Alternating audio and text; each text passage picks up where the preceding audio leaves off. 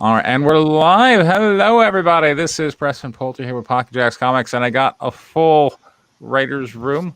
We're going to be joined by one more person who's got some technical difficulties, but his name is Charles, and he has a project currently on Indiegogo, and he's going to tell us about his Indiegogo project, as well as we're going to look at the first 10 pages of his script for that project. So that should be cool. Indiegogo project, as well as we're going to look at the first 10 pages of his script. So there we go. So that should be cool. Project, as well as we're going to look at the first 10 pages of his script. So there we go. Who am I hearing that through? Yeah, I'm wondering where that echo is coming from. Let's say it's not from Mecca. It's usually me. Not AK. Yeah, it's probably you. Is your headphones not in? My headphones are in, and I've also muted It's probably you. Is your headphones not in? I'm hearing an echo. Yeah, there's definitely an echo there. I'm hearing an echo. Yeah. Once again, Nicky Rackets to you. Exactly. It's definitely not me. Goodness. But Does someone have an It extra window? returned when AK unmuted himself. okay. Uh-huh. All right. Testing. 1, 2. All right. I'm not hearing myself. Okay. AK, unmute yourself. All right. I'm not hearing myself. Yep. Okay. Yep. There it is. You're right. It's you. There we go. AK, this is a problem with your audio. There it is. You're right. Oh, Dog me? Panic? Yep. It's Dog you. Panic? AK, this is a problem with your audio. AK, do you have headphones?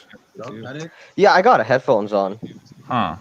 When too much Preston Poulter is barely enough. Yeah, I don't know what it is, but we are hearing an echo of the stream through your audio. We are hearing an echo of the stream through Oi. your. Yep, definitely not me. Yeah. So anyway, hopefully AK, you will get that worked out, and hopefully Charles will get that worked out. I wanted to let's see, is hello, Charles? Can you hear me? Yes. Hello. Yeah, I needed to go to Chrome. Okay. Yes. Chrome. Yes. Chrome helps. Hello, Charles. How are you? Good. So this is our Wednesday night writer stream. We got me. We got Zombie. He's also another writer producer out of Australia, and we have Good Vicky. day. Yeah, Vicky is a wonderful lady, and she is very good at providing our female. Oh, Charles left. Well, anyway, that was a good show, but welcome much back. shorter than you. Exactly. Yeah, I'm gonna start off disappointing you. I don't have 10 pages of script to show you, just 3. Right. Okay. Well, I guess All we'll look right. at 3. Sure. I have 28. There we go. All right, Charles. So there's a function called share screen. So if you look at the bottom, you'll see you mute. That's if you're gonna cough or you're gonna step away. You can just mute your microphone. Then there's share camera. Start camera. Don't worry about that one. And then camera mic. That's how you work out your technical difficulties with your camera and your microphone. And then share screen is like the 4th button there. So you can click on share screen, and then if you have the application open in,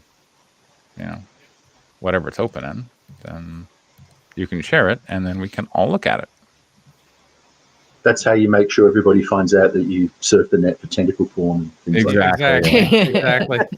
Yeah, I was hoping I had sent you my stuff. I was hoping you hold could show it. on. I can do that. All right. I just have to go back several emails because there were okay. Well, why don't we hear the Charles Santino story while we're waiting? Yeah, go well, ahead. you were so kind to invite me on. I decided to impose upon you and ask you to do all the technical stuff for me. Okay. Let's see. There's Indiegogo. So subscribe page, is that where I'm going to find the script? Well, you'll have to subscribe. Yeah. Oh. It'll only take a second. Okay, so once I subscribe, then I can get the script? Okay. Exactly. Yeah, Okay. there's a PDF with the art and script. Okay, hold on. Today, Little Fuzzy is free. Is this it? That's it. Okay. Is Yeah. anybody familiar with Little Fuzzy? Yeah, H.B. Piper. Exactly. H.B. and Piper. Okay, I don't know who or what this is, but apparently Zombie does. So go ahead. He was a science fiction writer who wrote about, he wrote a future history series. He was one of the originators of a lot of different things in science fiction, and he didn't get proper credit. He eventually committed suicide, most people believe. Wow. And Jerry Pournelle managed to inherit his IP, but it still ended up in the public domain. And H.B. Piper confided to some of his closest friends that he believed that, as in his stories, people could fall into different parallel worlds, and he believed he himself had his consciousness transferred from one parallel Earth to another. So he is one fascinating cat. Okay, so I will share the screen, and we can all be looking. Yeah, at there's only one Fuzzy that's in the public domain, and that's the first book. Okay. Yeah. So, Little Fuzzy, the graphic novel. Okay, so this is a public domain character, and are we doing a comic book adaptation of it? Is that what I'm looking at? Yeah, we're going to adapt the first novel, which is the only novel that's in the public domain. It was written in 1962, and because it wasn't renewed in 1980, which would have been 28 years under the old copyright laws, it fell into the public domain. And it's a little astonishing to me that in all this time, nobody has taken it upon themselves to do this. Yeah. I've actually read the story Wow. years ago. Yeah. It's a great story. He was a It great is. writer. Such a loss. It is. And I've gotten slammed for the gender switch here.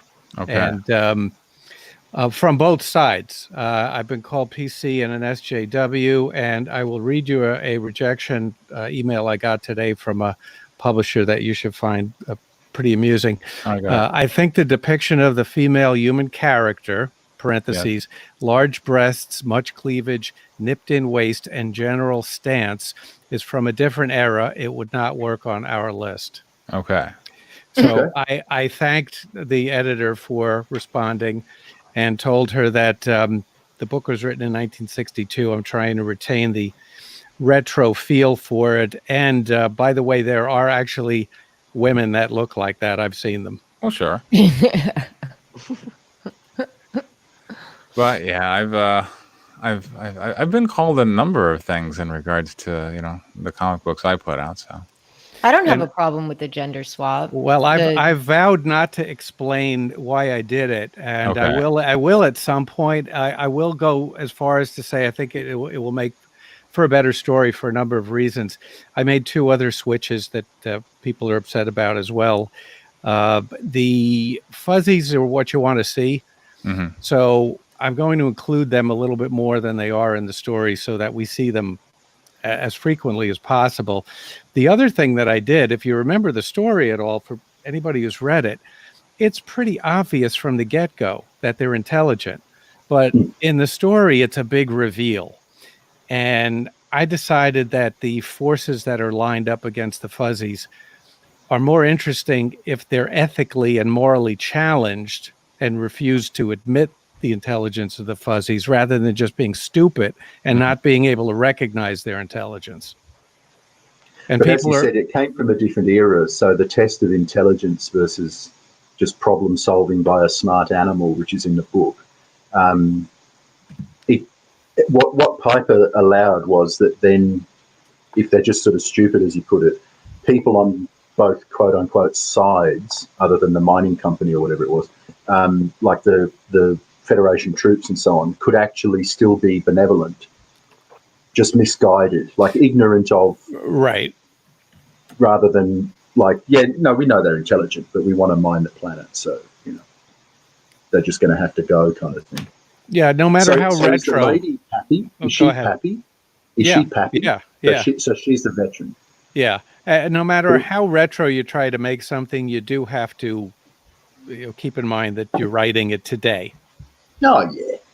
It's a great story anyway. It's easily strong enough to be adapted in a variety of ways, for starters. It's not like a weak story with a good idea in it that you've got to polish up. It's a and it's story. it's a very simple story too. It is really. And like when he watches the family of fuzzies and stuff like, or she now watches the Family of Fuzzies and stuff. It's good.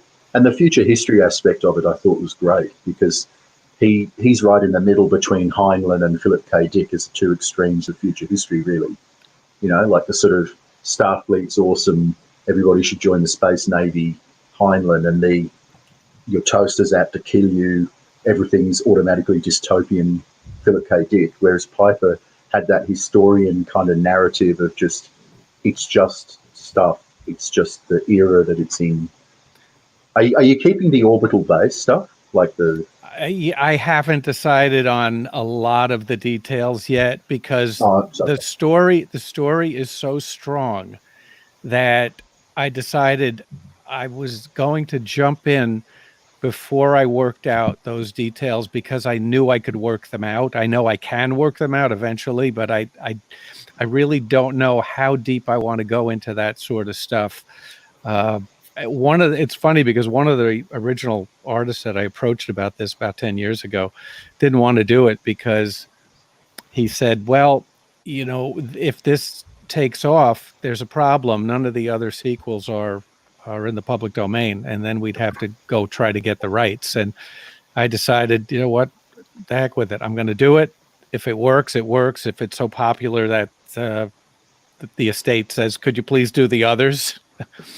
I'll cross that bridge when I get to it. But there's an awful lot of details that I haven't decided on yet. But the story is so strong that I'll figure that out. Yeah. All right. So how many? Because this says it has 139 pages, and the preview is longer than the graphic novel, because I included the entire text of the public domain novel as most of this PDF. Okay, got it. Okay. You see the logo concepts there. I posted the 3 different logos on Facebook, and got more comments than anything else I've ever posted. I asked people which one they liked and why, and people just came out of the woodwork. And which one do they like? It's all over the place. I didn't tally it up, but I'd say that probably the 3 different logos share almost the same amount of votes. The one I put on the proposal was the third one. People had some interesting comments about that third logo.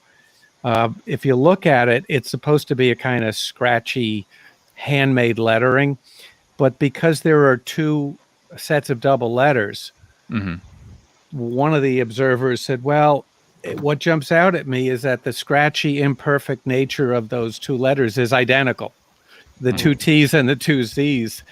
And she said, once I see it, I can't stop seeing it. And I said, you know, I think you're right. If I do ultimately go with that logo, I think maybe I'll have the artist mess up the letters a little bit so they're not identical.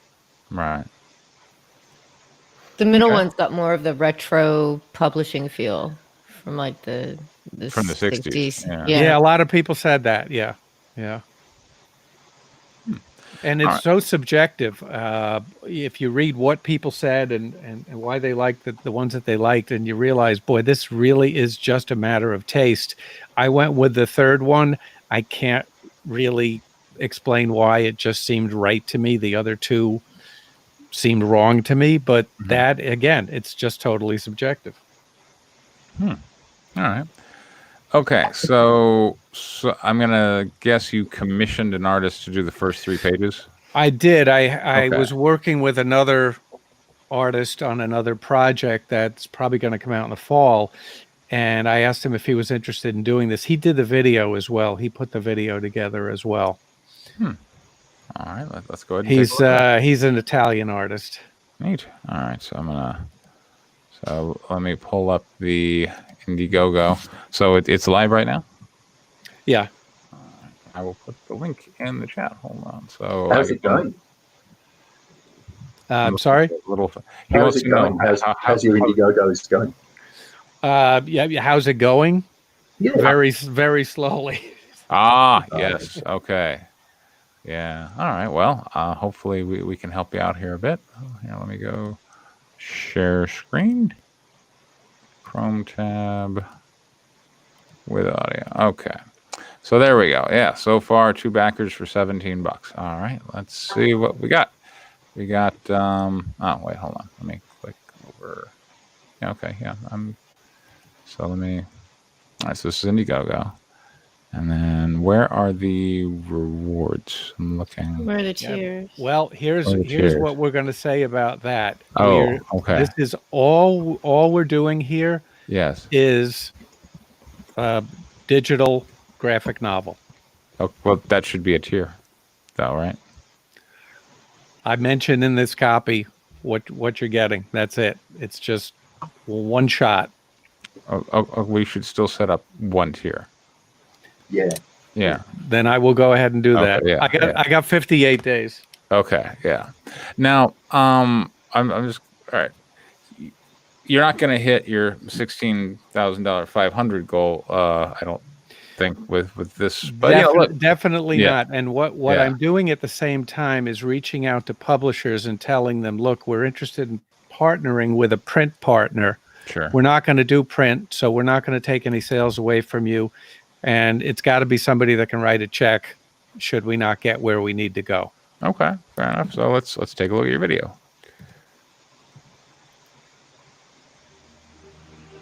Can everyone hear that? Good.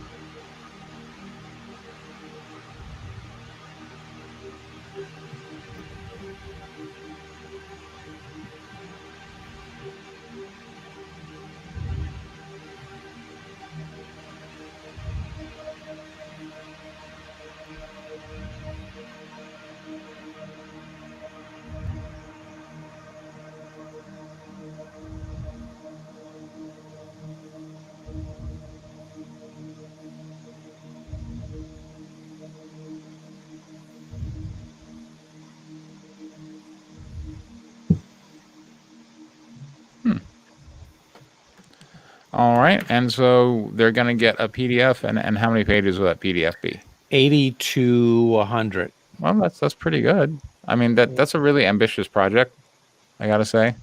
Have So you thought about Indie Planet? Have you No. looked at them?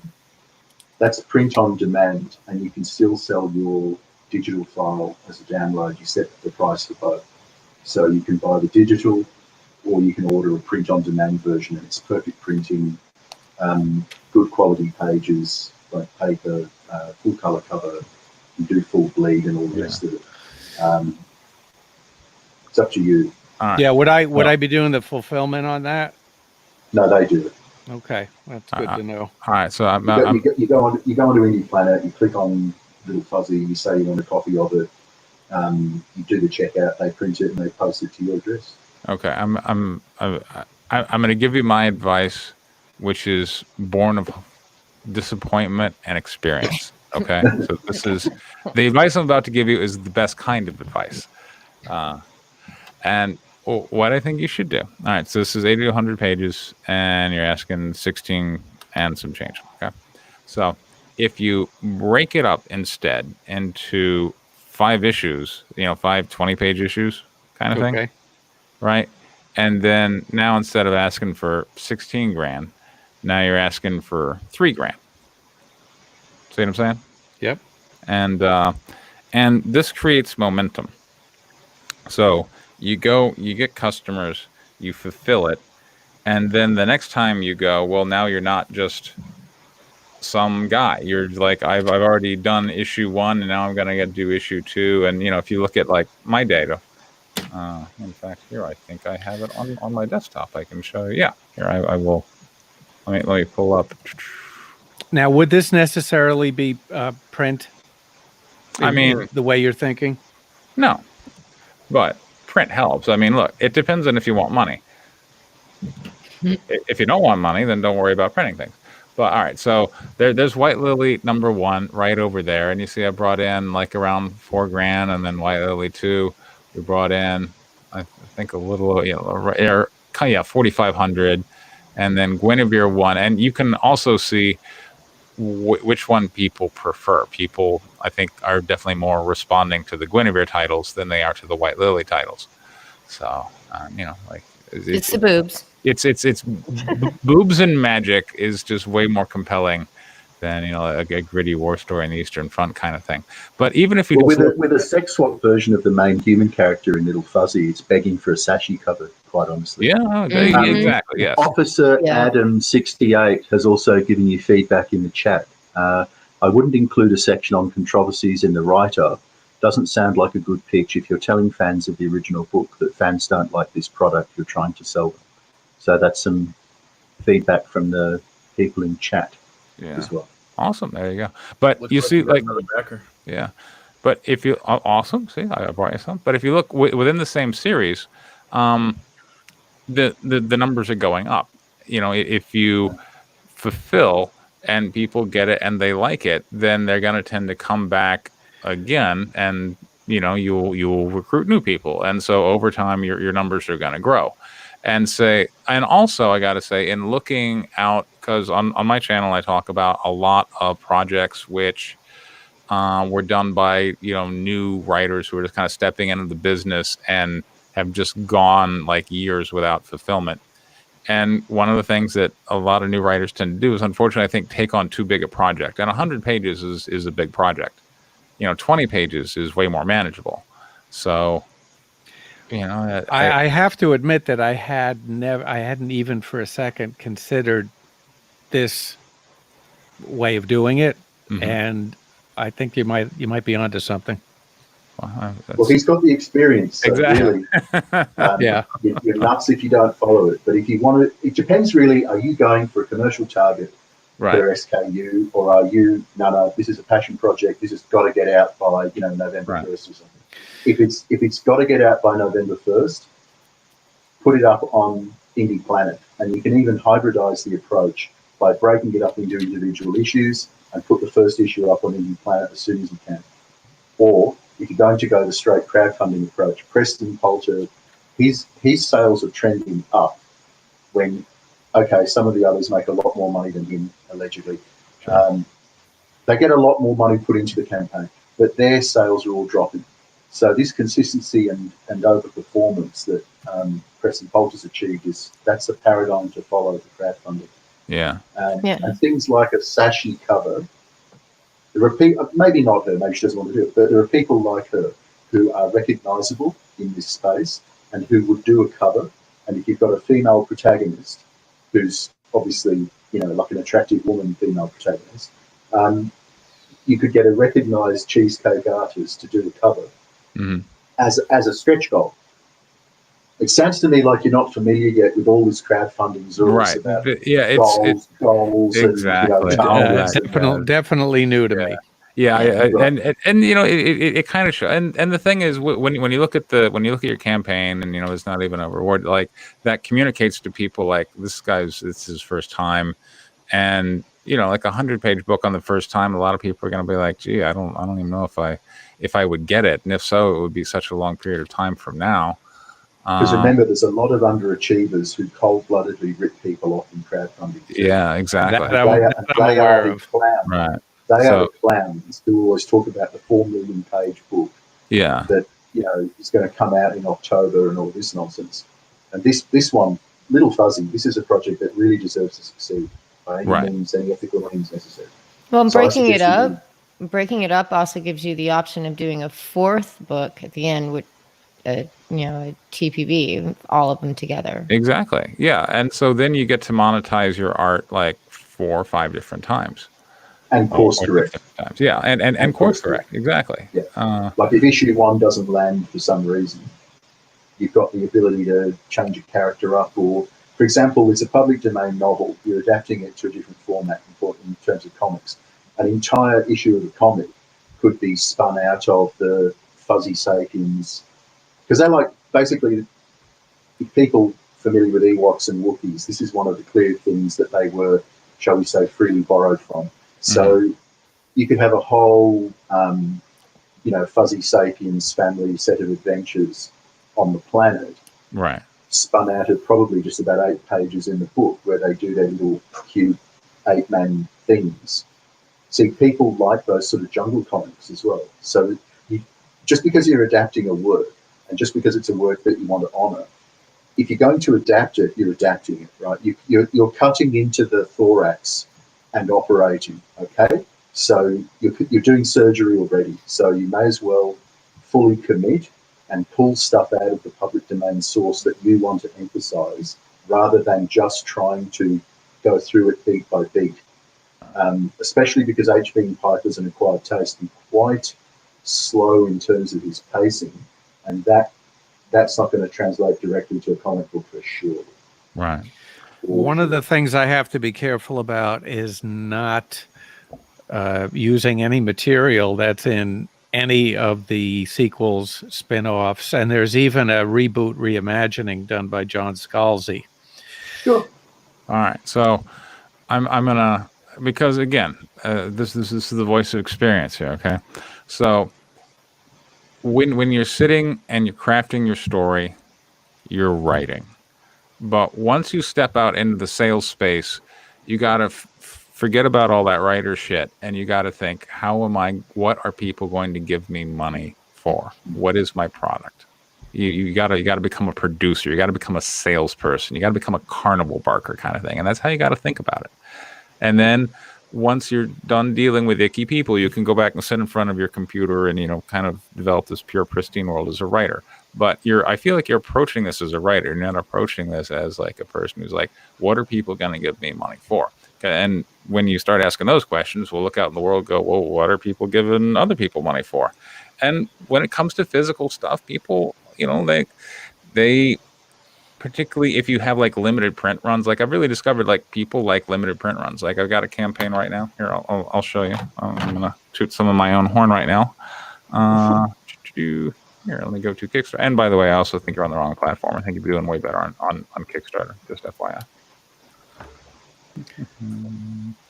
The other thing is with a humanoid animal main character, like I'm a humanoid duck addict for some reason. My humanoid duck can speak, and he speaks in a cynical way. You've got a main humanoid animal character that bleeps and squeaks. So it's a bit like Black Hops, the Tim Lim rabbit type characters, the Bun Bun type characters that he loves. They're non-verbal. So you need to... People who like humanoid animals are going to want to see that humanoid animal do stuff, page after page even. So you've got to play to that strength. And that goes back to what Preston said about stop being a writer and become sales and marketing for yourself. A full page or two of panels of fuzzies being cute, even if there's no actual proper speech bubbles or any narration, that's still a selling point for the kind of work that it is. Yeah. Because the literary aspect of it, I mean, you've nailed that. That little video is perfect. It's really good. I mean, that's almost like a pitch. That's almost like a pitch for a film. So, and it would be a good film. So, the comic is a different experience. So you need to find an artist who can nail the ape-man cuteness, right? Like the Tim Lim cute bunny kind of thing. Because the bottom line about the fuzzies is they're not just intelligent and people don't, pretend they're not intelligent. They're super cute, super cute. So you need to find an artist who can nail that, because that's what's going to go on T-shirts, posters. You got a hot woman and a cute animal. So this is right in the middle of Tim Lim Sashi type, and it's some good girl art, not bad girl art. So there's nothing especially prurient about it. There's no whips and chains or bloodshed. It's actually wholesome. It's not like one of my books, but no, but it's wholesome. It's wholesome based stuff. So if you get a cover artist for that. Yeah, everything you've said is very much in line with the way I'm thinking about the story. All right. But so I just want to show you my campaign here. So this is on Kickstarter, which Kickstarter has 7 times the customer base as Indiegogo. So I would encourage you to look there. I consider it to be greener pastures.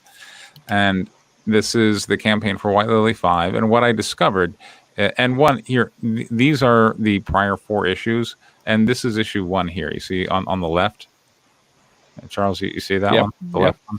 And I want you to notice the art as we go across from issue 2 to issue 3 to issue 4? You notice it gets better? It's certainly a different approach. Yeah, Yeah. and it's graphically stronger. Right. And, it's because as you gain experience, you start to find better ways and better people to work with to do things. And so if I had, for instance, just done White Lily in one shot, well, then the whole book would look like issue 1 here. But because I'm breaking it up and, as you learn, as you do, you learn, you know? So as you're doing, as you're fulfilling, you're starting to understand what customers like, as well as how to make the whole thing better. So this is kind of your first time through the process, but here we are at issue 5, and I've found that customers kind of value, limited edition exclusives. So I printed up 100 books with just this cover, and for that, people are paying $35. One of them is here in the chat with us. And so out of the 100, I've got less than 20 left. So these should sell out. And then after that, I'm gonna launch my main campaign. So, but before I launch the main campaign, I'm gonna fulfill this one. So now people have a good experience of, oh wow, he fulfills, he's on time, he's dependable. And now there's a subset of my fans, like my super fans, who already know how the story ends. And so when the campaign's going for the main one, the other people won't know. And so some people are in the know. And so that creates a certain kind of enthusiasm and anticipation. And that's kind of what you have to try and think of. Like, how am I going to generate other people to want to act on these things? So not only did he get me for the $35 cover, he's getting me for the next regular one too. So see, and that's where you can sell your book multiple times is by putting multiple covers on it, and that was something that comic books discovered back in the 90s, and it's a neat trick. So I am take it to the ridiculous notes. extreme. That's the thing. Like your alternative covers are all good. There aren't like 14 of them with 4 good ones. That's something else. What was the record recently? Was it the reboot of Star Wars that had, I don't know, 80 covers or whatever? I sell for a guy named Benny Powell, who runs Absolute Comics, which is a small little outfit, but I make money back when there used to be these things called comic book shows. I don't know if they're ever going to come back, but I would have White Widow comics, and the guy at the time I started selling for him, he only had 2 issues out of White Widow, but each issue had like 12 variant covers. And say what you want, but I stocked them, and for the most part, I would sell like just your average run of the mill cover. But there would always be like one guy per show who was a collector and would come by and would just look through and buy all the covers he didn't have, and that would be a $300 sale.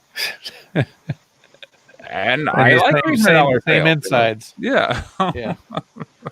Another thing about the Little Fuzzy world, the setting, they do have science fiction technology in it. So you should consider doing TechCrunch, similar to what some Japanese comics do, where you have like a data file page or poster or section showing the guns or the spaceships or the space station in technical detail, like a technical drawing rather than a normal comic book drawing. Gotcha. Because he's a hard science fiction author. He's not soft or fantasy. It's actually hard sci-fi. So you see what I mean? Like if there's a type of blaster that the colonial troops have. I hadn't considered that, but that's a good idea. And when I get to the point where I actually have to decide how to approach the tech that's in the book, those would be definitely good things to show. Well, you're going to have to do reference art if the art's going to be up to quality. You're going to have to do reference sketches and maybe even CAD for the technology, because that's just expected now.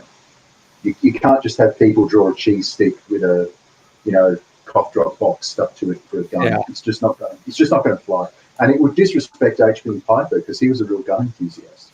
So he loved guns and pipe smoking. So it would be unfortunate to have an H.B. Piper adaptation that didn't have TechCrunch in it, and matter-of-fact TechCrunch too. I mean, he's an influence on James Cameron films, even Avatar. So you can see the inspiration that filmmakers take from H.B. Piper, whether they acknowledge it or not. The crunch, the heavy tech. Yeah, when I saw the third of the original Star Wars films, I immediately said, "Oh, look, fuzzies."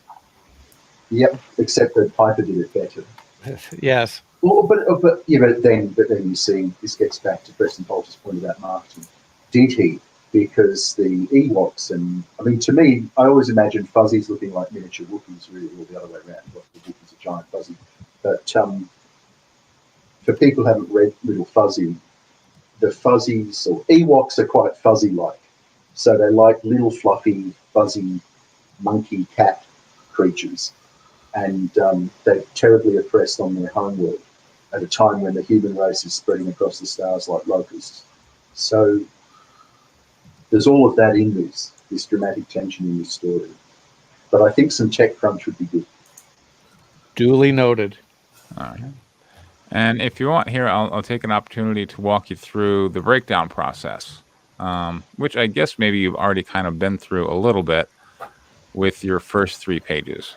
But I have some more breakdowns from Guinevere and the Divinity Factory, issue 3. So here, let me see. All right, let me open an application window. All right, so this is page 6. And again, we're not going to bother with the dialogue here, but this is these are my stories. Lorenzo wants the link to IGG to back the Little Fuzzy book. Okay. I'll drop it. I'll drop it. Okay, thanks.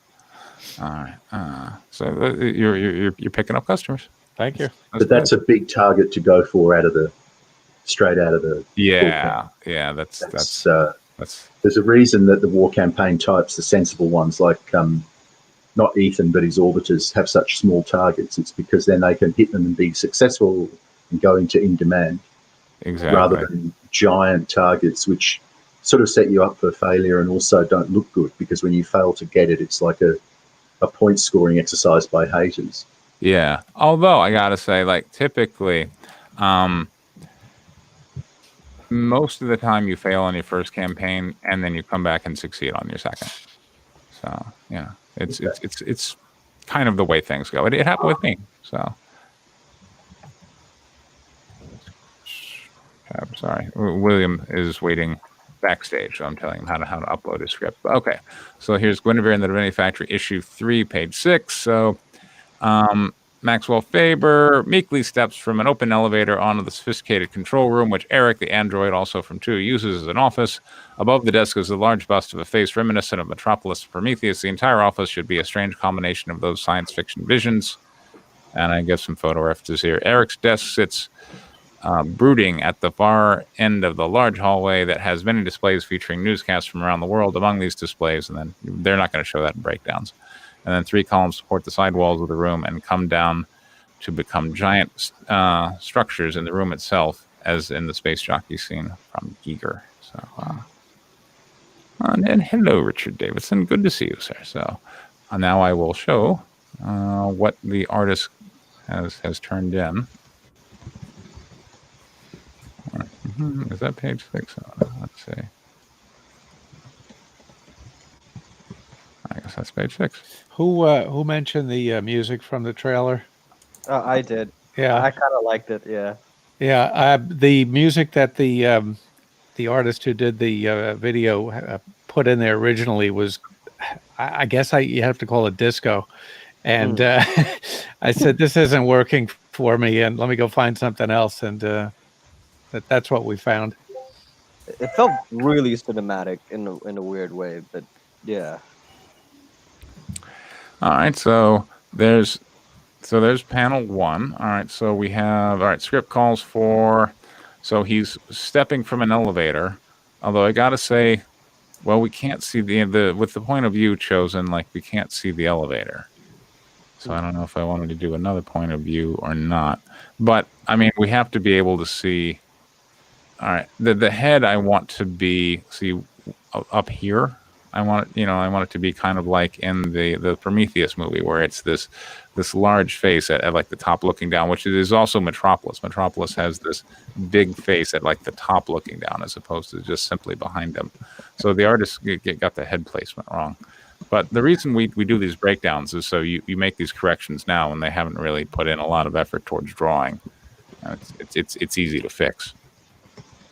So that's panel 1. Let's see. Eric's desk sits brooding at the far end of a large hallway that has no displays. All right, so there's the displays. 3 columns support the side walls of the room. I don't see 3 columns supporting the side walls of the room either. Yeah, all right. So I think I'm going to send back with some notes here. All right, panel 2. Maxwell sits on figure of pins and needles in the uncomfortable chair before Eric's desk. So here's panel 2. And if anybody has any thoughts, let me know. Panel 3, Maxwell swallows nervously. All right, so that one looks good. Panel 4, he studies Max with the detached. Okay, so now this is Eric studying with the detached gaze of a serial killer. And then panel 5, Max begins to sweat as his anxiety increases. So I'm okay with, I think, all of these. I just don't like panel 1. I think I'm going to send panel 1 back because I want some significant changes there. And now let me look at page 7. Share screen. Application window. Share. Okay, so here's page 7. And every time he gets out his pocket watch, bad things are going to happen. Mecca McCheese in the chat said the entry-level tier is $7. Just put that as the amount for your digital copy. Yeah, exactly. It's super easy to just go create a reward. Thank you. Go up from there. And there you go. Thanks. Yeah. I think it's well worth taking this advice, though, because Preston Poulter's already been through all of this. He's paid in blood for it already. So. Exactly. Yeah, I mean, I haven't heard anything yet that I disagree with. All right, so panel 1, Eric, still seated behind his desk, has his pocket watch open in his right hand as his coldly studies Max, similar to the dinner scene in issue 2. Oh, there. See, we got some fans for you. Consider yourself backed. So we know you're the colorist, formerly known as Praetorian. The other thing with your font, when you were saying you didn't like the repetition, or somebody said that sort of custom-looking font. Just put 3 claw marks across the 2 T's organically. Like It's a logo. It's a logo, man. It's not like you're actually using the font constantly. So work it up, do it as a vector or whatever you're doing, and then just put the classic Congo style, because it's a jungle world. Zarathustra's a jungle world. Just swipe 3 or 4 claws across it diagonally. That will affect the 2 T's differently. Gotcha. And then just slightly bump the size of the second T up, which will make it look like it's knocked out of place. Just slightly, just a few points up. Not like double the size or anything stupid, but just so it's obviously been organically disrupted. Just slightly askew. But if you just change the size slightly, it will look like it's askew without actually being out of line. You don't actually want to tilt the right, letter. and the eye won't see them as exactly the same. Exactly, and then it won't have this pattern recognition thing that triggers some people, because it does actually trigger some people. Yeah. All right, let's see. Sorry, And we're not trying to beat you up. I love Little Fuzzy, and I love somebody's doing it. I really want you to succeed. No, I'm very new to this. I've been writing and publishing for 35 years, but this is a new world. It is. And it's heartbreaking when you're an established writer and then you go to a new realm and it just cuts you to pieces. But I gotta say, it's also very exciting because look, those rejections about, well, the care, like you can just kiss all that goodbye. There's nobody between you and the customer. You just go out and you go, hey, here it is. But you got to find out what that customer, kind of wants, or at least put something in the ballpark of what they want. So. But once you do that, I mean, it really helps with the writing, because now you start to go, oh, I know, I'm going to write a scene with huge bouncing boobs, but, because that's what people want to see.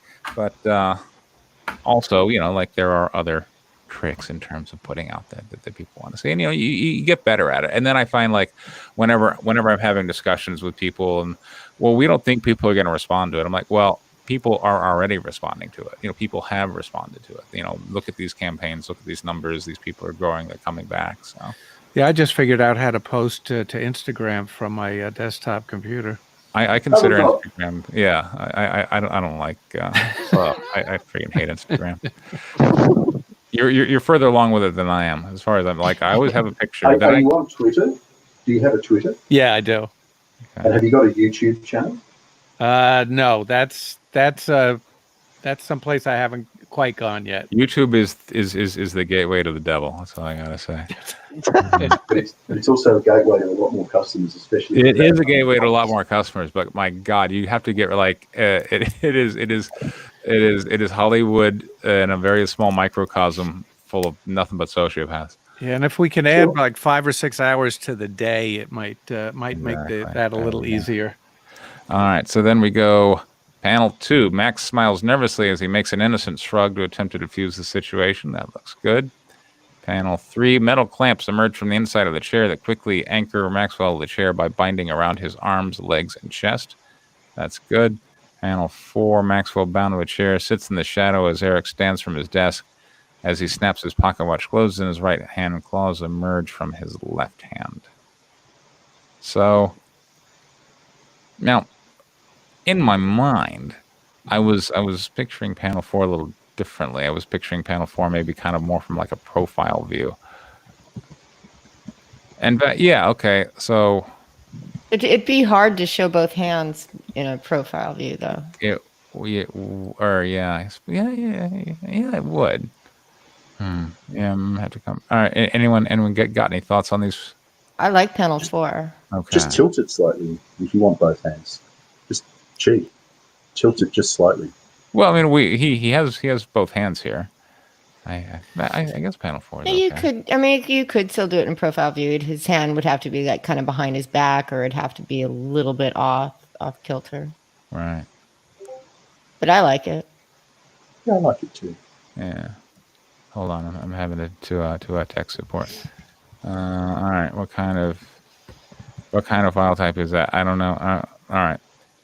Oh, yeah, okay. Somebody else was like, someone uploaded a Celtics file, and if you don't own Celtics, then it's like uploading a MS Word file, and if you don't have MS Word, well, then it's not particularly useful. Oh yeah, I was trying to help out William Savage in the back there. Awesome, thank you so much. Okay, so here I didn't really help that much. let's see. Here we got page. He says proudly. Got page 8. Very. Hold on. So many freaking windows. Preston, did you have a chance to check the Comicsgate license? License. Oh, I have not, but I'll take your word for it. That's pretty. All right, I'll look at it this weekend. How's that? Okay. All right, application window. Boom. So here we go. So here is this super neat splash page, and splash page. Okay, this page should resemble the composition of the tarot card, the Moon, and I like. See, this to me is the proper placement of the head, where it's kind of up and looking down on everything. But that's not where he showed it on page 6. Know what I'm saying? So, Continuity. yeah. The Moon, which shows a disappointed face looking down on the poorly illuminated things which might frighten the reasonable mind. The line work of this page should be more surreal than realistic to suggest a nightmare vision vaguely remembered by the waking mind. The large bust of the head which sits over Eric's desk will play the role of the disappointed Moon. The previously mentioned wall supports should take the place of the left and right towers from the original terror image. The wall displays continue to show news, and the one shows a sniper standing with his arm around Bill and Valentina opposite Elizabeth, who is lecturing them. Eric stands opposite the trapped, terrified Maxwell, who struggles in vain against the bonds of the chair. He bends down over his victim to show him the razor-sharp claws of the right hand in front of Maxwell's face. So I don't like the outlook on these towers. This isn't quite, I don't think, how I wanted it to go. And anyone What's wrong with the towers? Well, the Um, towers for the moon card should be dead straight. They're freemasonic. Yeah, yeah, exactly. So if we look at the moon, well, hold on, let me show you the tarot cards that I'm referencing. Well, they've got to be black and white, and they've got to be dead straight Right. because they're Boaz and, well, anyway. Suffice to say, they should be dead straight. Mm-hmm. Lest I receive the reward for cruelty. It's a Freemason thing.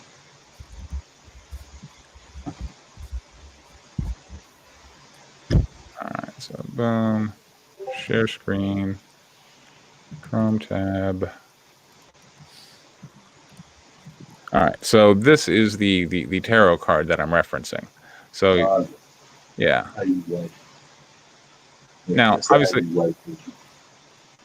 I'm taking a lot of license with it, but yeah, I would still like the towers to be kind of straight. And the idea, or at least the idea that I was reading behind the tarot card, was what I put in the script, that this is supposed to be kind of the vague visions that haunt our nightmares, that when are kind of repressed by the waking mind. So that's what's supposed to be shown here by the dog and the weird kind of sand wolf and the lobster. I don't know what it is about those things that they figure the waking mind doesn't like.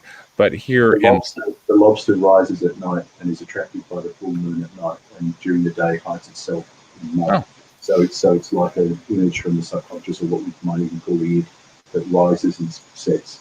And the dogs are bound by the lunar cycle because they howl at the moon. So it's things that are ruled by passion or instinct, and they can't control it with the rational mind. Okay.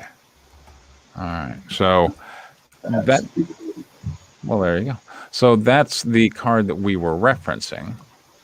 And then here is the page that, so I'm trying to update it, but I don't know. But yeah, I want these pillars to be straight. I want them to be like kind of straight, rigid wall supports, like sci-fi biomechanical wall supports. Also, with the tilting, because it's comic book format, that's directing the eye, but it's not directing the eye effectively. So if they're in the background. If it was straight, it would pull the eye down towards the bottom more. Right. Because you've got action happening. Yes. It's not just an illustration, like a flat illustration. There's some impactful, real, involving action that's supposed to be really focused on. Yeah. I think obelisk type towers would look really good. I concur. So there we go. So we got that. And then next we got another page. 2 more pages. Oh, breakdowns. We get Viviax. And I'm breaking an exclusive announcement here, everybody. Miss Sashi is making a return. She will be doing the variant cover of Guinevere issue 3, and so she will be doing her version of Viviax the Succubus, which she should be good at. So there we go. I love Viviax. Yeah, everybody loves Viviax, and that's something else, by the way, Charles. That when I first wrote the story. There was no character named Vivian, and in fact there was no demon. There was no demon at all. But in issue 1, see, she has this amulet that she got that lets her see in the spirit realm. And just when I was writing this one page, I'm like, there's a succubus that is influencing this construction worker to call down to her. And so that was just an event, and it was just this one throwaway scene. But I found people responded to the art, because at comic book shows and whatnot, I would have, the print of the succubus available from like the variant cover, and they liked it and they wanted it. And the more of the succubus I offered, the more they would buy. And so I'm like, I better make her a character. So now in issue 3, she's Viviax, making an appearance with a name and all that stuff. So it allows for you to kind of make adjustments to your story as you start to get more customer contact.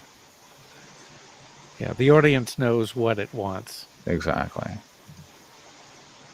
And that's, by the way, I have this this shared universe idea that I'm going to start putting out a series of comics and issue, like I'm going to put out an issue kind of like, Amazing Fantasy and whatnot, where we're going to look at different stories. And that's where Spider-Man came from, was, it was Amazing Fantasy 15. But mine is going to be, an open license. So it will allow other people to take my characters and work with them. And they may take it in a direction that I never thought of. But if I look at it and I see an audience responding, I'm like, oh, that's the direction I need to go. So, yeah, that kind of stuff. You need to, I think of this as a process of a continually refined feedback mechanism. You come up with an idea and you see what they respond to. Just like my sales data. Like people are responding more to the sexy magic than they are to the gritty war story. So there you go. All right, page 1. Viviax rests her head in her left hand while her right hand squeezes her right breast. Yeah, okay, she's kind of squeezing. Guinevere, seated across the counter from her, seems to be just on the edge of bolting for safety. Not so much. Yeah, not so much. I'm not liking that one quite so much. Panel 2. You need to have more of a full figure with some tension displayed, I think, arched back, curled legs, something ready to spring. Just kind of more like a tiger type pose or something, ready to jump out of the page. Rather than... What were you saying, Mecca? Oh, it's just like her face showing the expression. There's nothing in the body. It's just like, exactly. Yes. Yeah. Exactly. Yeah. Exactly. She does look a little bit like Mr. Bill. Like, oh no. So then, panel 2, the tablet extends outward to Guinevere by way of a rogue feminine zombie arm that extends from the table. Viviax uses the palm of her hand to push her ample breasts together and interlaces her fingers over her cleavage as she awaits Guinevere's decision. That wasn't exact. See, no, I'm thinking now the hands. To me, the hands got to be more on the boobs. So I'm gonna put a note there. But forearms closer to parallel. Yeah. To squash the dress. Use your forearms to push your boobs. Pardon? Maybe have like her arms pushing together and then the hands in front of it. Well, to me, like there's like emotion. I sometimes see people do where they'll just like push in their chest with the palms of their hands and then kind of interlace their fingers. I don't know if anybody's ever seen that, but in my mind, that's kind of what I've never seen a woman. Well, yeah, I think so. All right. It's not that easy. You could have been talking about John Wayland. Yeah, exactly. Could have been.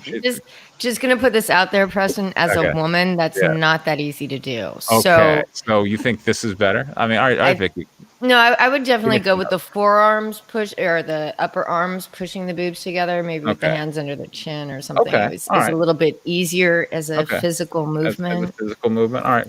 She has the boobs. I have the boobs. You got the boobs. Fair enough. Okay. It's good we have some diversity on our panel. Otherwise, we'd just be sitting around with nobody actually had boobs. All right. Panel 3. Guinevere looks down at the tablet in disgust. Yeah, all right, I guess that's okay. And then panel 4, Viviac's hand points to the tablet. The bold block lettering reads "Contract for Demonic Possession," and then a ton of fine print. Okay, so I guess that's all right. That's supposed to be a zombie arm, you said? Yeah, it's supposed to be a zombie arm. Did you not like the zombie arm? No, I don't know. If I was gonna have like a dead arm on the page, I'd have it a little more like this is the zombie arm. Okay. That's more like just sneaking into the panel. It is, yes. And then here we go. Okay, all right. Boom. Here's this one. So here is the last page.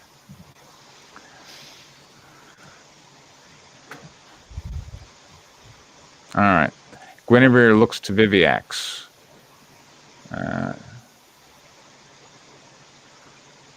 All right, so I guess this is this one, and the layout is a little confusing, but okay, so this is panel 1 here. Guinevere looks to Viviax. Panel 2, Guinevere relaxes a bit as Viviax leans forward to take her hand. Panel 3, Viviax really turns on the charm as she waxes eloquent to Guinevere. A man's face looks up from the surface of her desk in frozen horror. Where's the speech bubble going to go in that one? because it's a lovely panel Yeah. as a picture, but I mean, it's going to get a word bubbles.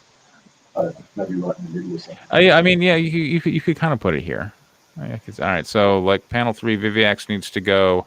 Look, we're going to be besties. Every wizard has a whole host of spiritual companions, and I really want to be yours.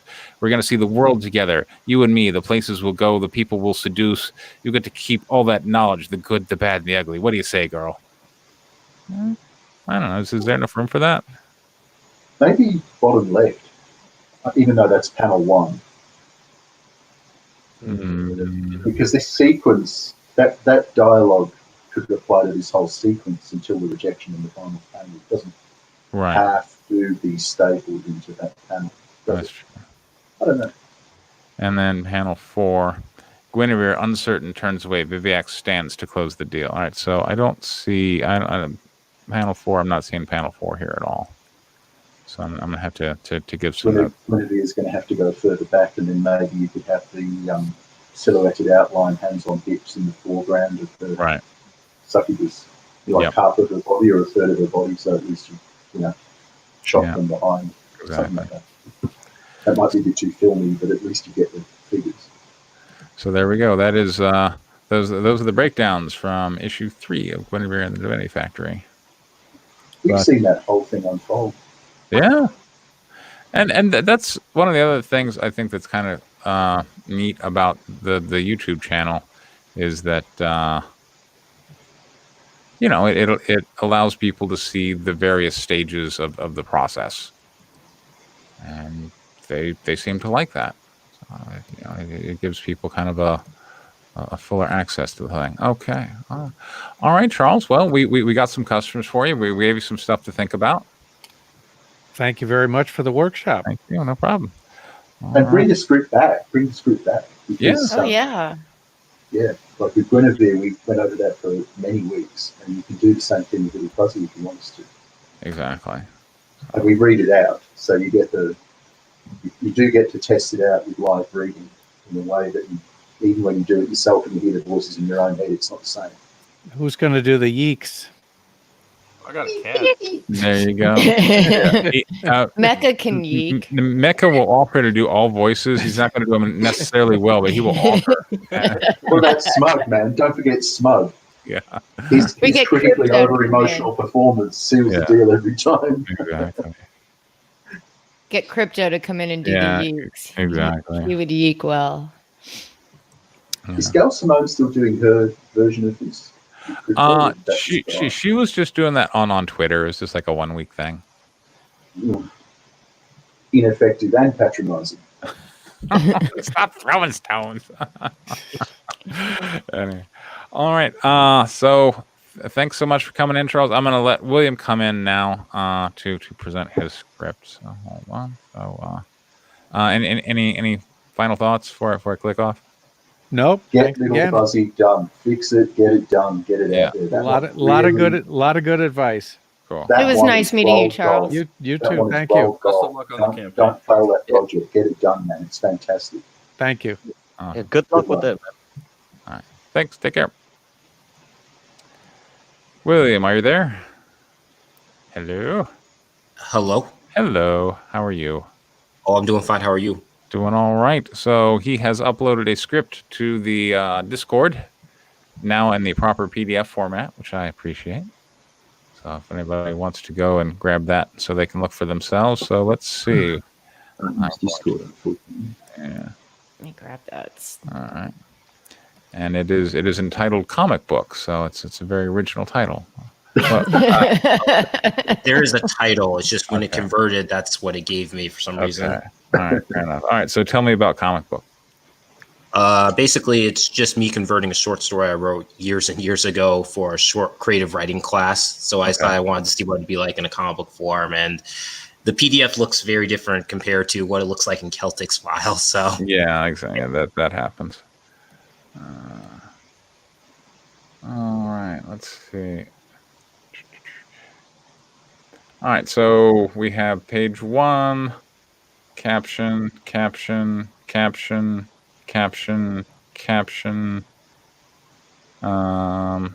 the captions are all going to be like narrator kind of thing, right? Yeah, that's how it's kind of been written. Yeah. Then we got a colonel, a soldier, Colonel. some Captain. captions. Is that caption or captain? Captain. Caption. Yeah, caption. Then we got You Ash. fail English. That's impossible. Yeah. Then we got Butch. Butch, who's saying Martin is dead, so we don't need to cast Martin. It's good news. So I guess Yeah. a little detail. It's this story's about dogs Okay. in World War II. I got inspiration for the short story when I watched a documentary on dogs throughout history, Okay. and it mentioned them being parachuted down behind enemy lines in World War II to deliver messages and all sorts of stuff. Okay. Cool. All right, and then we got Ash and some more captions. And Ash. And then we're at 10 pages. So we got Ash, captions, dogs. So the dogs have a speaking line? Huh, okay. Yeah, I gave them speaking lines. Okay, Yeah. fair enough. Okay. All right. Mecca, you can be the dog, definitely. And I don't see any lady roles here. So What about caption? caption? Okay, all right, Vicky, you can read our captions. All right, I'm having some. Mm-hmm. My reader's farting, so hold on just a second. Okay, that's fine. And then The screen's too small for me to see it. So. There should be a couple of lady roles in the film because I think there were a couple female dogs actually. Yeah, but yeah, it's right there in the scripts tab on Discord. And then all right, so we got Colonel and Soldier. Okay, I guess I will be narrator. Mecca is dogs. Zombie is Colonel. Vicky is captions. Who should be Soldier? Tell you what, William, you can be Soldier. And then Zombie, you can also be Ash. So Okay. I think that's everything, right? I believe those are all the roles. So, Vicky, are you okay? Yeah, I'm all good now. You got it all good. Okay, let's go. Yeah. Page 1. We're going to dive into this thing. Medium range shot inside of World War II military aircraft with soldiers and dogs in it. We got a caption. 12 a.m., Friday, February the 13th. Panel 2, close-up shot of a soldier strapping Butch, a Shetland sheepdog, with a vest. You are Shetland sheepdog. The humans named you Butch. You are one of many breeds in the U.S. military trained for war. Panel 3, black and white close-up shot of a German Shepherd military dog. Your father was also a military canine in this Second World War, and like many others, he died in the terrible battles. Panel 4, close-up shot looking over Butch's head at other dogs in the plane. There are 12 other dogs on the aircraft with you. That makes the team 13. 13 is a very unlucky number, and with it being Friday the 13th, it would seem as if fate itself had shown ill will towards you and your teammates. Panel 5, close-up upper body shot of a St. Bernard in a vest. Your team leader is Ash, the St. Bernard, who had quite the reputation among the Army canines for surviving many missions during the war. The humans called him a survivor, and he's had the scars from the field of duty to back up his title. This would be just another mission to him. Panel 6, close-up shot of Butch's face with a nervous look on it. For you, this is your first real mission, and the nervous feeling in your gut rises with each second as the plane gets ever closer to the drop zone. Page 2, medium shot of a colonel. Are the dogs ready? Panel 2, close-up of a soldier giving a military suit. Yes, sir. Panel 3, close-up shot, close-up sideways shot of the colonel in front of the soldier. Which one is the tracker, soldier? Panel 4, close-up shot of an old English sheepdog. A speech bubble is above the dog. The old English sheepdog, sir. She passed our tracking test with flying colors, and is probably one with the best probably one of the best trackers we had. With that nose of hers. Panel 5, close-up shot of the colonel's upper torso. I hope what you say is true. The last entry the lost platoon did before the radio went dead was that they were stuck in the fields. some miles outside of Berlin, and this is as close as we can get without drawing attention to ourselves and putting the lives of the platoon in even greater danger. In this cold and their low supplies are running low, these dogs are their only hope of surviving and getting out of this damn country alive. Panel 6, close-up shot of a soldier petting Butch's head. Good dog. Page 3, close-up shot of a soldier picking up Butch. Yeah. Panel 2, close-up shot of a soldier holding Butch behind other soldiers with dogs in front of them in the open door of the plane. Panel 3, close-up facial shot of the colonel. Where's the dogs? Panel 4, close-up shot of a soldier tossing Abby, the Old English sheepdog, out into the air. Panel 5, close-up shot of the second soldier tossing Ash out the door. Panel 6, close-up shot of a third soldier tossing Digger, a red and white Siberian husky, out the plane. Panel 7, close-up shot of a fourth soldier tossing Spitz, a Norwegian elk hound, into the night air. Page 4, close-up shot of Butch's nervous face. Finally, it is your turn. Panel 2, medium range outside and below the plane of Butch being tossed into the night air. At first, you feel weightless. Then you feel queasy due to falling from the insane height. Panel 3, medium range shot of Butch with his parachute opening up. Panel 4, close-up shot of Butch looking down at the snowy ground below him. Panel 5, close-up shot of Butch's face as he hears the explosion with the boom sound effect font. Panel 6, close-up shot behind Butch's head looking up at the explosion of the plane. That didn't go well for the plane. Oh, well. Page 5, close-up shot of the flaming, spinning plane propeller flying down through the air. Panel 2, close-up shot of the propeller slicing through the parachute. Panel 3, medium-range shot from above of the Irish wolfhound falling towards the snowy ground. Panel 4, medium-range ground-level shot of the wolfhound crashing into the ground. Panel 5, close-up shot of Butch looking down at the Irish wolfhound's broken body. You see Martin's broken body, and you fear that you too could be killed by a piece of debris. Panel 6, medium-range shot of Butch landing on the ground. Page 6, close-up shot of Butch lying in the snow. Panel 2, close-up shot of Butch slipping out of the parachute straps. Panel 3, medium sideways shot of Butch moving through a wooded area. Panel 4, close-up shot of Butch walking into a clearing. Panel 5, medium range shot of 11 dogs sitting or lying down in the clearing. Panel 6, close-up shot on Ash's face. We need an Ash. Zombie, I think Who was you're Ash? Yeah, I think you're Ash. All right, all of you. Now that we're all here and accounted for, we have to. And William, I think, why don't you be Butch? Sure. Martin's dead. Page 7, panel 1, medium range frontal shot of Ash, Abby, and Tank, the Icelandic sheepdog, looking towards Butch, who is not in the panel. Panel 2, medium range shot of Butch with a sad expression on his face and looking down out at the ground. Panel 3, close-up diagonal shot of Ash's face. I know losing one of us is hard, Butch, but we have a job to do. Panel 4, close-up shot of Ash barking. Now that we've gotten safely to the ground, we have to make our way through the city. It's the only way to get to the platoon as quick as possible. We'll move now. Panel 5, close-up shot of Butch swimming silently with the other dogs, all shouting unison with a single large speed bubble. Yes, leader. Medium shot of Butch and a few other dogs out of the trees and into the snowy field. You follow your team. Page 8, close-up shot of Butch's left eye with a reflection of an explosion in it. You then see it happen. Panel 2, medium shot of a mine exploding and engulfing Hammer, the Alaskan Malamute.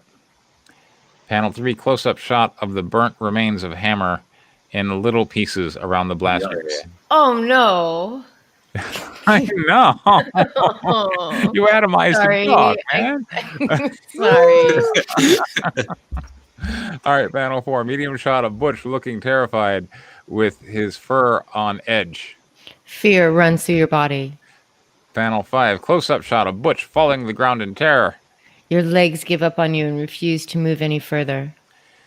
Panel 6. Close-up shot of Butch looking at other dogs on the ground, staring in horror at the place where Hammer used to be. Others suffer from the grip of fear too. Page 9. Medium shot of Ash barking loudly with Abby behind him. Come on, keep moving. Remember the mission, what we were trained for. Panel 2. Close-up shot of Butch getting up from the ground. His words are like a jolt of electricity, and you find the strength to move your legs again and hurry after your teammates. Panel 3. Close-up shot on the back of Butch's head as he looks towards the city of Berlin. The city is burning and in rue. Panel 4. Russian Ruins. hands, ruins. Ruins, rubble, whatever. Or rue. All right. Panel 4. Close-up shot of Butch's face with a fearful look on it. You become wary of going into that place of death, but you have to or your mission will be a failure and humans will die because of you. Page 5. Medium shot of Butch with his eyes closed. You remind yourself over and over again of the great reward for completing the mission. A family your mind keeps telling you to live a good life for the rest of your days. Page 6. Medium range shot of the Butch from behind running towards the city. The sounds of war becoming louder. Page 10. Medium range shot of Butch and 2 other dogs moving through the streets of the city with destroyed cars and torn power lines sparking with electricity. Panel 2. Close-up shot of Ash barking. Stay together. Do not separate. Panel 3. Close-up shot of a bull terrier's paw stepping onto an electrical wire, and it is engulfed in electrical sparks. You hear a loud buzzing noise. 4. Close-up shot of Butch watching Barker and the bull terrier being electrocuted. Oh, Page, we're killing a lot of dogs. Panel 5. Medium range shot of Baker's burnt corpse lying on the ground with Butch and 2 other dogs looking at it. Another one dead. How many more will die? Will it be you next? Will you share the same fate? Panel 6. Medium range shot of Butch running after Ash, Abby, and Tank. Move faster. And that's 10 pages. All right. So, That's God, great. there's an awful lot of dogs dying here. yes. is that a positive note or a constructive note there, AK-47? It's positive. You totally Okay. have to like worried about these dogs. All right. Yeah. Yeah. And you started us off, AK. What other positive notes do you got? Well, I really like the. How do I say this? Because I've never seen a story be told from a dog's perspective doing these types of mission and like awards setting before. So this is relatively new for me. And how do I say this? I have for people who have a soft thing for pets and animals in general. Right. This is. It's like you don't really see a lot of animals in a central role in these types of stories before, like in a really gritty war zone story. I want to say, wasn't there like a movie of following a horse or something, like a World War I movie about a horse? War horse. Dunkirk? Warhorse? Yeah, War Horse. So there you go. Yeah. My bad, wrong movie. Yeah. Yeah, like it's because I had a dog that died of cancer, so I have a close attachment to this. So it's like, Thanks for bringing us right on down. yeah. No, yeah, I kind of like this. Okay. All right. He kind of liked it. Vicky, positives. I actually I like the concept Okay. actually. And it moved along at a good clip. Mm-hmm. Yeah. Definitely. Yeah. In a really straightforward kind of fashion that I liked. Zombie. I love the premise. I thought it moved really quickly and effectively, and I like the writing and the directness of the writing. And I think This is something I would actually read, even though it's not particularly a genre I'd normally bother with. But this one definitely engaged me from straight away, really, straight away. So yeah, really good. Mecca. Oh yeah, there wasn't a lot of fluff. It was pretty lean and directed script, so I liked that, and it was to the point. And sometimes reading through this stuff, I think you really kept the artist's perspective in mind. There wasn't a whole lot of like double actions in the same panel. That would be hard to animate. So that was pretty good. Yeah. Can I second him on that? Like, when we were getting through the script, I found it very easy to visualize everything happening. Mm-hmm. So that's a good point for him, because like when I used to draw, when I got directions like this is the kind of direction I would probably want. It's very concise, you know? Awesome.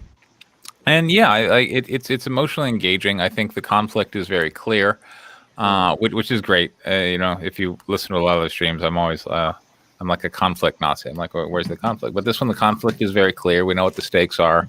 It's emotionally engaging. It's a war story, and people are dying. So sounds good. Yeah, that's the one thing I was kind of curious in, because I do notice that compared to a lot of their comic books, there's a very, very low lack of dialogue, because I guess how it's been written story format requires almost very little dialogue, so it's more basically action driven. So I wonder how that would work in a comic book format. I mean, I've got one story in a comic book where there's no dialogue in like the whole book, so it does happen. There are lots of comic books out there that actually have no dialogue or words. They're strictly picture driven. Yeah, because when a lot of people think of comic books, they think of word bubbles, especially like old school comics, a lot of words in them. Yeah. All right, constructives. Who wants to start? I'll start. Go ahead.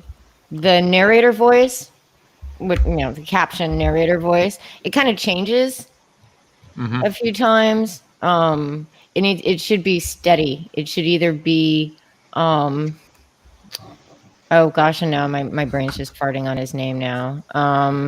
Ash, Butch. It should either be Butch's voice, or it has to be a completely separate outside narrator, because it flips back and forth. Like at the beginning, it's one dog, then it's another dog.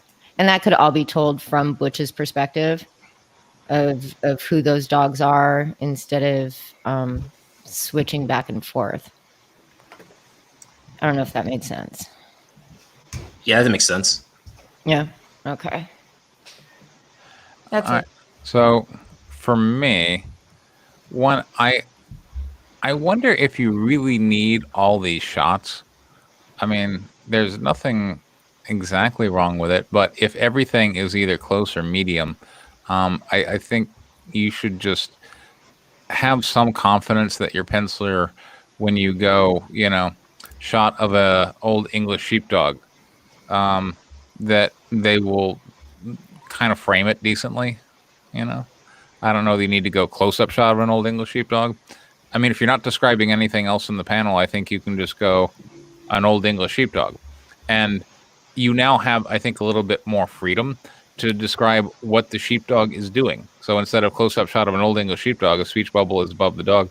Now you can go, an old English sheepdog, looks out the window quizzically, or shakes nervously or something. You can give a better direction to the writer of what the subject is doing, as opposed to how you want to frame it.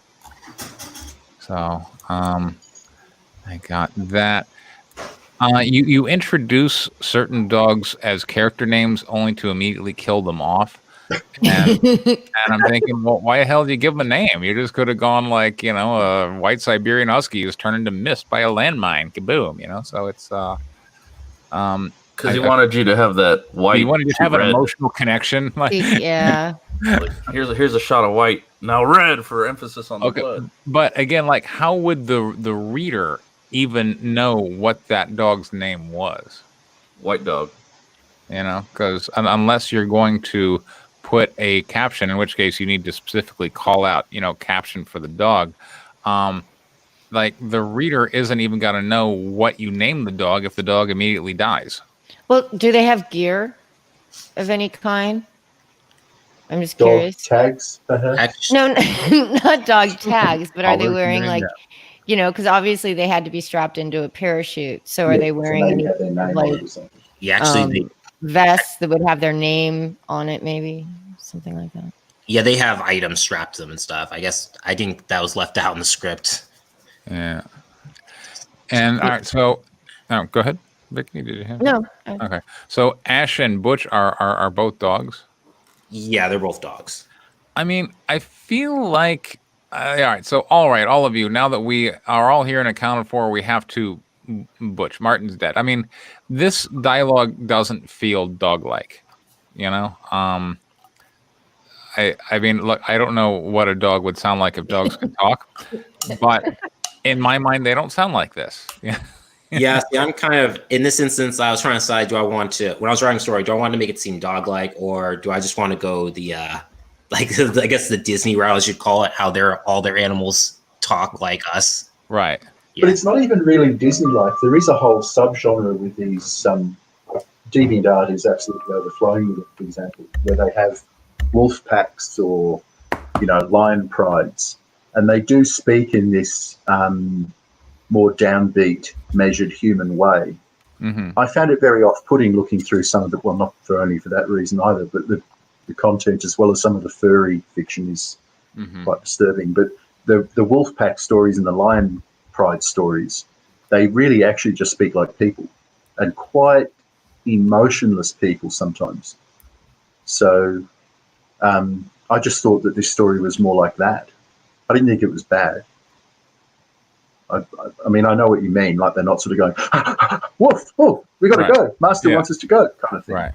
But but we don't really know how dogs communicate with each other in that way. I mean, we anthropomorphize dog reactions as owners of dogs anyway. We know their emotional states and they know ours. But beyond that, we don't know how sophisticated they are in some ways. More sophisticated than we give them credit for, perhaps. I don't know. I didn't find that aspect jarring. Mainly because I saw this as a war story, though, more than a dog story as such. So, all right. And did you have any constructives? I think you definitely need a full page, like a splash page or full page at the beginning. Get the interior of the fuselage of the aircraft historically accurate for the type of aircraft it's meant to be, and make sure that all the dogs are in that big illustration, so you can see all the different breeds of dogs together in that same illustration. For people who pay attention to details, stick their name on each dog, however you've got to, even if it's not historically accurate. So then you've got your name thing done, boom, all over and done with.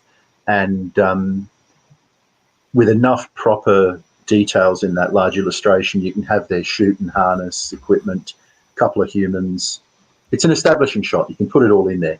And the inside of a plane big enough to run paratrooper operations, it's a big enough fuselage. You can have the sort of oval of the inside of the plane framing the page, and then put all of your characters there at once, because it's the only time you're going to see them all together in this, because they start dying like flies very soon after. Yeah. I'm not even trying to be funny, but I mean, you've got to line them all up before you start knocking them down. And to me, like, I feel like my imagination of a dog is that a dog has, I think, like the motions that people have, with maybe a bit less reasoning. So I would want their dialogue to be, I think, more emotion driven and a little less like hardened military men who are just operating on logic and and kind of shoving everything down. But that's me. Dogs also have very good hearing. Yes.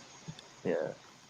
And sense of smell. Yeah, and smell. And and I didn't see like the dogs weren't referring to smells.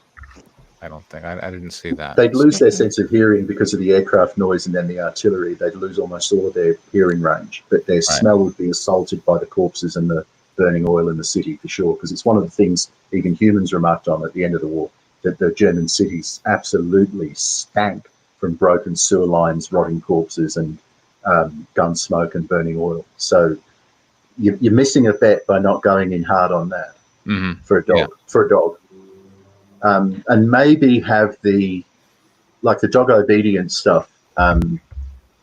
Dogs are the best of us, whether you like dogs or not.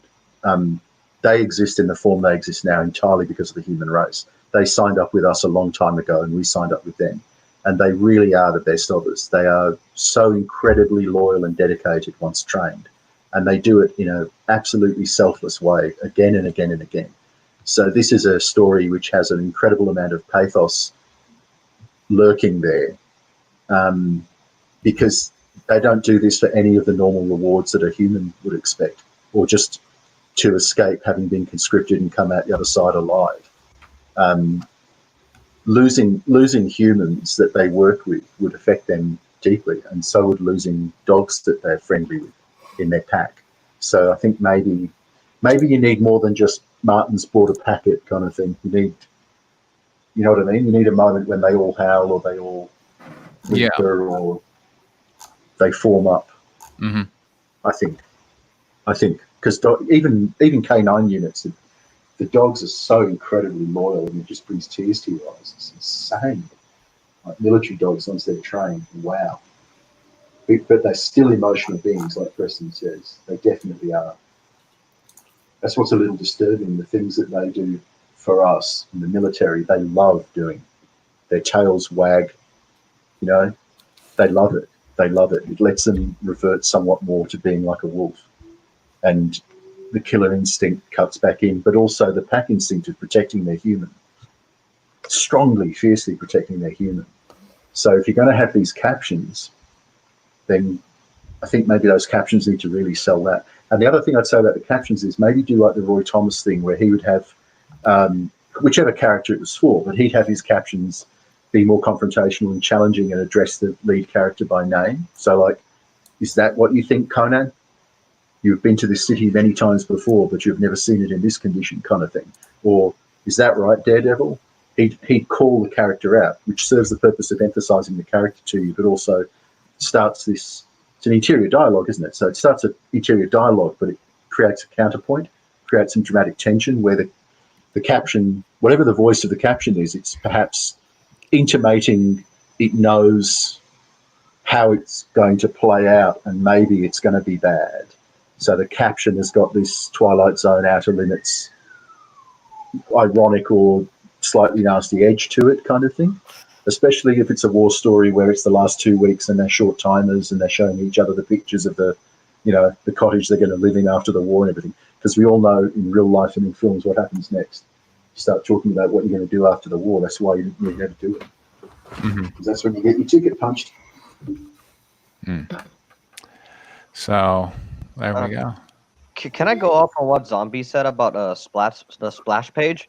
Yeah. Like on page 4, panel 6, when he looks up and see the plane explode, I feel like that's a good splash page, and you can include all the dogs, coming out at the same time, like they're all in midair, Yeah. Yeah. Yeah. Plus, if you're going to have a World War II story, there's no way around it. You're going to have to pick a real plane, whether they use that particular plane in real life or not, whatever. But you're going to have to nail the details of that plane, or just don't set it in World War II. So if you're going to have that plane, have the fuselage accurate in the first splash page, and when it gets blown up, don't blow it up to the lazy point so that most of the details of the plane are lost. Show it being blown up and let the artist draw the correct plane. Just look at the White Lily stuff. I mean, if you're going to have a plane, make it a specific plane for the setting. I don't think you can dodge that bullet, pun intended. I think you have to show a real whatever plane. You know what I mean? Like a real plane. I don't like dogs. There you go. I don't want to read a comic book about dogs. And no, I like dogs. I just don't care to read stories about them. Like Call of the Wild, total nonsense. Just don't think. Then don't buy the book. Well, yeah, but the other thing to consider too is like there's a lot of artists out there who study anatomy, animal anatomy, completely different things. So just keep that in mind when you look for an artist. Yep. Again, like DeviantArt, there's two streams of those furry. There's a hell of a lot of those furry stories. So this book has legs. This book can sell, if only to them, because they devotedly buy all of it. But there's two streams of artists for those furry stories. One of them, animal anatomy, nail it. Whatever the content is, the actual animals are drawn beautifully. The other ones, crazy, just cartoonish, weird, odd, with human eyes looking, just so peculiar. So peculiar. Don't do that. Then you get the risk of getting the furry audience and that degeneracy. So Yeah.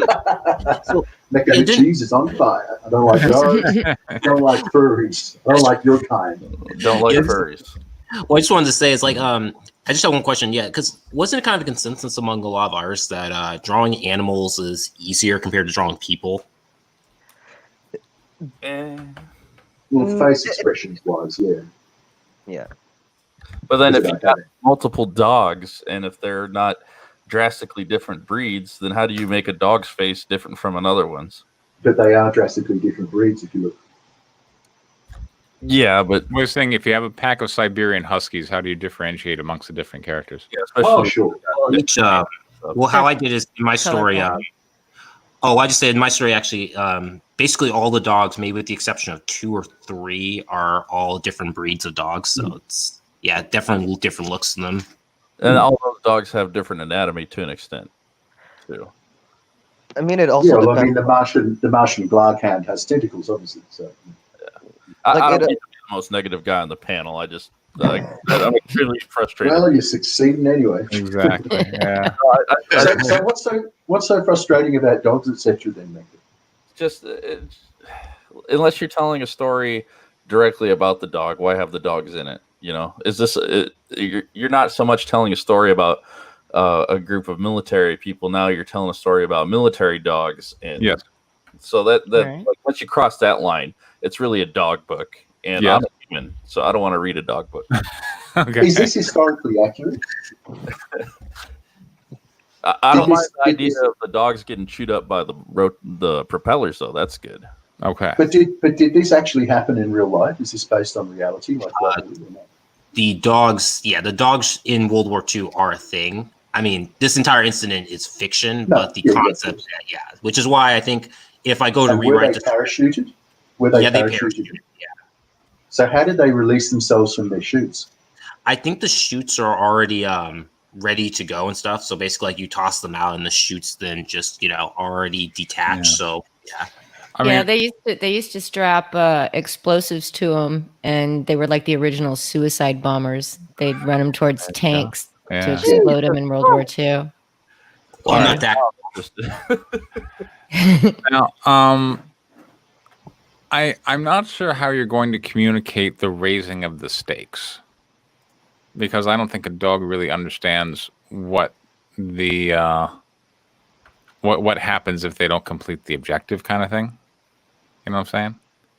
Whereas a human would be like, we've got to get the plans to, like in 1917.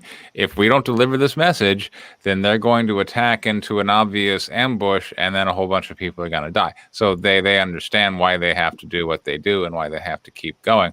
Whereas these dogs are not going to know. So, But this is more like a slave story. mhm. This is like a slave soldier story. They're like the Janissaries or the black soldiers at the end of the Civil War. The best this dog can hope for is to be somewhat kindly treated after World War II Mhm. for a period of time. And like he wants to go back and then be allowed to breed. So this is actually potentially an extremely tragic story on many, many levels. And part of the tragedy is even the small scale of it. Sure. I mean, you could you're competing with White Lily in terms of how much of a downer you can tell. Well, that and consider like the range you'd have for like an emotional moment in a story about dogs. Like the pinnacle emotional moment of your story might be somebody petting a dog. Yeah, the dog finds dinner. Imagine putting all this. No. It's much easier than that. He's already lost members of his pack on the way down, and he's already traumatized. Yeah, then all you need is a dog on the all head. you need is a human moment with the dog in the foreground, and the humans are saying, "Oh, we just lost, Ginger he just copped a packet. He lost his leg and he bled out. Now he's dead. Oh Lord, when will this war end? And then they see the dog, and the second panel is one of them saying, "Man, I wish I was like him." Just imagine that. This blind, moronic animal. It's got no clue about anything. All it's worried about is its next meal. Exactly. Meanwhile, you know that the dog is already deeply sad and traumatized because it's lost one of its pack mates. Yeah, that's So a good idea. you form this band, and then all you got to do is have an officer on another page later on saying, what are you complaining about now? So we've lost 4 more men out of that unit. That dog soldiers anyway. Their job is just to fight. They're just here to soak up bullets. You don't want an engineer to die. Let the dog soldiers die. But he's talking about humans referred to as dog soldiers. So you just draw the parallel and you just leave it at that. And where do you get the romance in a dog story? You don't need romance in a dog story. I mean, I would even say there's no real romance in White Lily. I mean, there's romantic incidents of a kind. Right. Yeah. It's not at all romantic. Not in any way romantic. Yeah. It's just human incident that humanizes a character who might come off like a killing machine otherwise. I mean, this is similar. So you could kill one more dog if you want. Like, have one stop to look at a dead one, maybe lick them thinking they're not dead, and then boom, that one dies too. Well, also in Berlin. Explodes in a bloody he just comes up with even more gruesome, horrible ways for the dogs to die. The other thing about dogs and horses in wartime is that they're killed and eaten. Mm-hmm. So these dogs are at risk of actually being food in Berlin in 1945, presumably. They'd be on the menu for sure for both sides. I don't know if that's true, but somebody actually killed and ate Hitler's dog, right? When he was a soldier at one point. Not Blondel, one of the earlier dogs, yeah. Yeah. Blondel was killed at the same time as the Hitler impersonator was killed. But I think you need to introduce, because right now when we got through with the 10 pages, I don't think we had any humans left. I don't think, did we, William? No. There are no. I mean, they appear Okay. in the book, but they're not characters, really. Okay. Yeah. Because I What's don't know. left of them is raining down as soot. Right. So, I don't know who is left to communicate the stakes of the mission to the audience. no one. It's just the internal dialogue from Butch. Right. So I think Not a they're dog book. and Butch is not going to be able to understand what happens if he doesn't make it. And the humans need to know. The readers need to understand what happens if Butch doesn't complete his mission. Well, I think I guess what I was trying to go for was just to imply that, they're going to try, but they will probably die if they don't complete it or something like that. I reckon just put a forward ob or HQ or whatever. Just have a bivouac, something. Have the officer, have the dog soldiers dialogue. Show the humans in a bad light. This is a story focusing on animals and particularly dogs. So cat lovers and people who don't like dogs, this is not for them. But for people who do like dogs or admire their fine qualities, you've got to lay it on with a trowel. And that means you've got to show the bad side of humans who are utterly cold-bloodedly prepared to exploit not only other humans, but animals.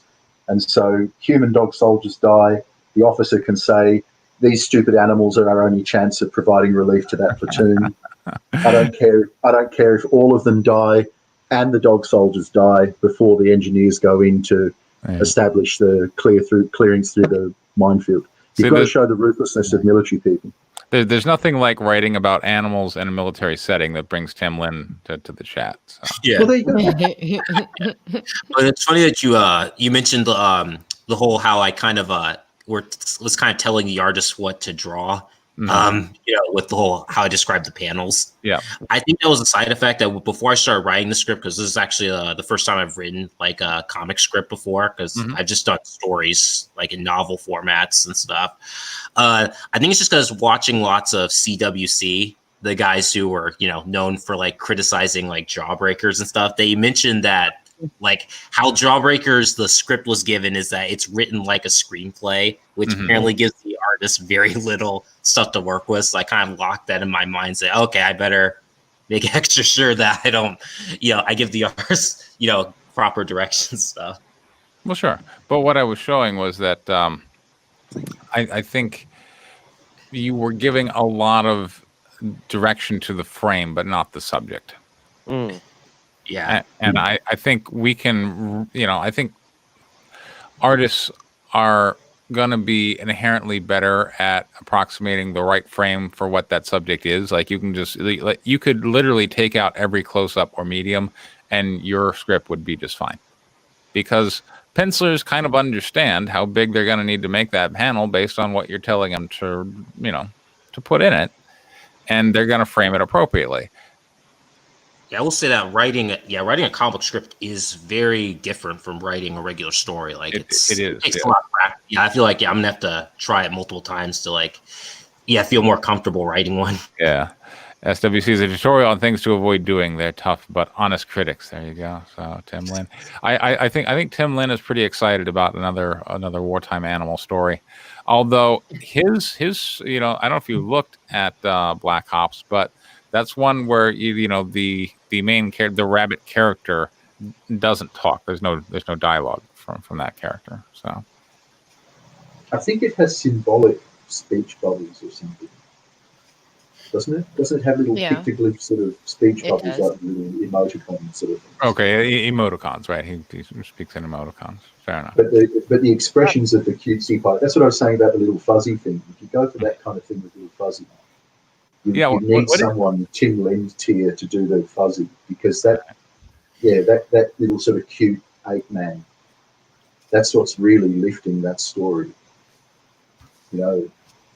This one is different because people who love dogs will be into this. This will be their jam.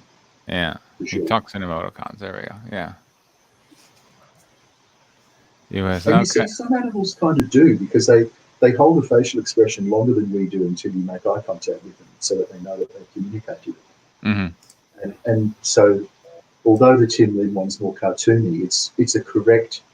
It feels correct because he's conveying the way it feels when you have animals. That's how they do communicate with you. They don't talk in most cases. They actually do hold an expression, sometimes one they've even learned from you. Right. To somehow get that empathic bond back to you. And and I want to say, William, like, you could, with no dialogue, just use pictures to convey that the dogs investigate their fallen comrade, conclude that he is dead, form up into kind of a new team, and go on their way. You could do that all in pictures with no dialogue, and it would probably be stronger.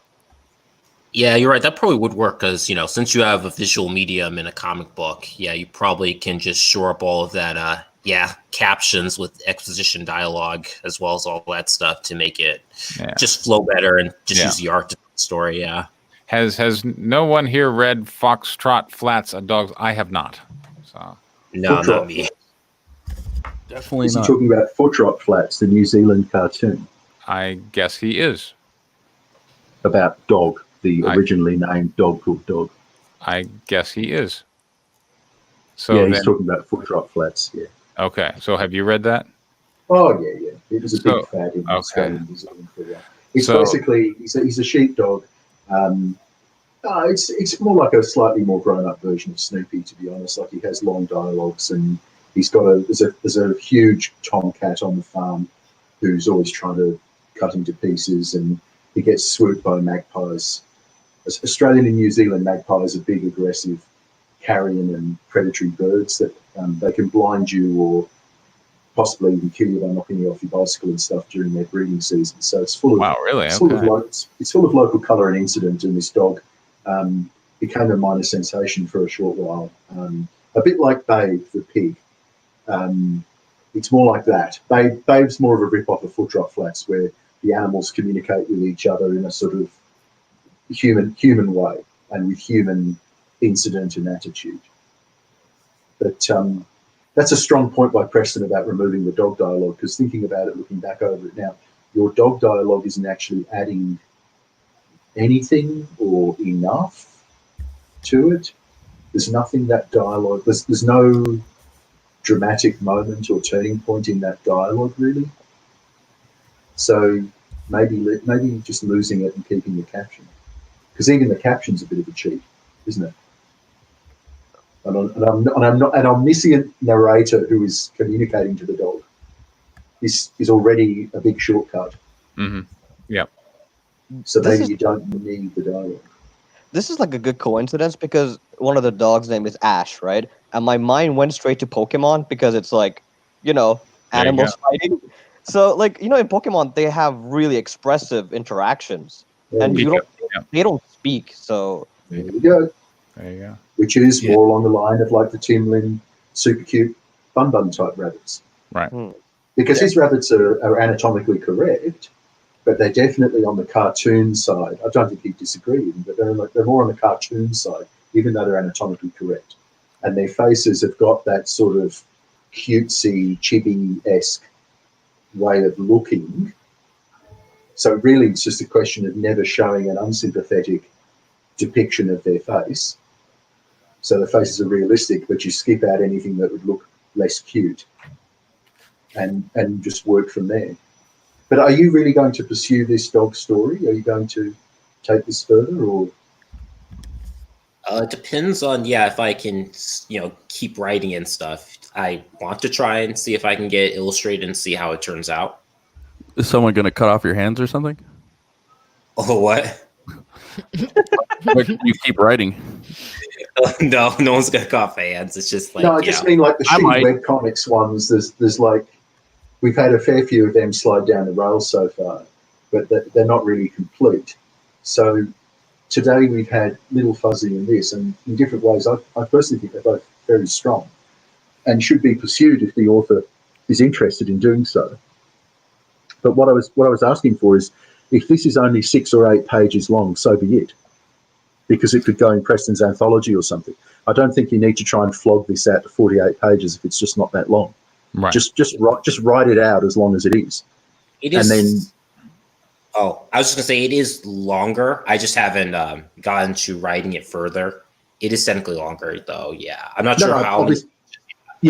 Obviously it's longer than its current form, but what I mean is you don't have to try and spread too much, like not enough butter over too much bread kind of thing to get it up to 22 or 48 pages or some nonsense.